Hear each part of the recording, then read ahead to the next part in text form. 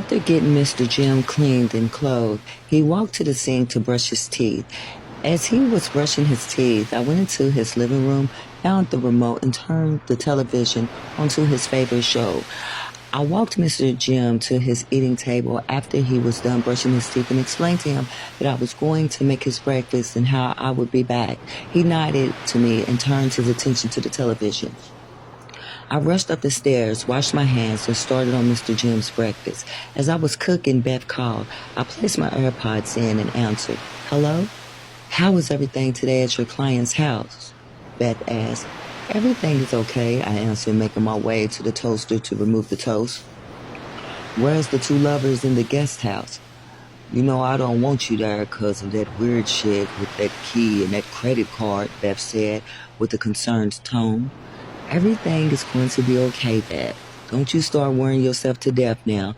Speaking of Sean and Kara, I haven't seen them all day, but that's none of my business," I explained, buttering Mr. Jim's toast. "You just be careful. I don't trust none of them." "I will. I'll be calling you when I leave here. I'm about to take Mr. Jim's breakfast to him," I replied, now placing the bacon and eggs onto the plate. "Okay, that's a bet. Talk to you later," Beth replied, and our call ended. I went to the refrigerator and got a tomato out and sliced a few slices for Mr. Jim. I washed off the knife and then reached for a banana and a fruit bowl on the kitchen counter to cut it up. As I picked the plate up to take it to him, I remembered that I didn't put jelly on his toast, so that's what I did and hurried down the stairs. "Here you go, Mr. Jim," I said, placing the plate in front of him. "Thank you, Anne," Mr. Jim replied, looking down at his delicious breakfast.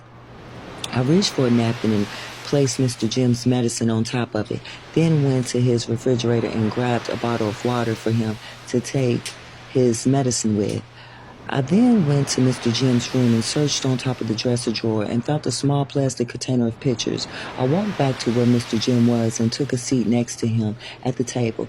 "Mr. Jim, Kelly wants me to separate your pictures while she's gone," I explained, setting the container on the table. "Okay," Mr. Jim replied, then shoved the food into his mouth. Looking at the pictures of Mr. Jim, his wife, and children made my heart melt. Each time I came across a picture of Mr. Jim in his younger days, I would say, "Look at you," holding up the picture, causing him to reminisce and smile. "Yes, that's when I was on vacation in Dubai," Mr. Jim explained.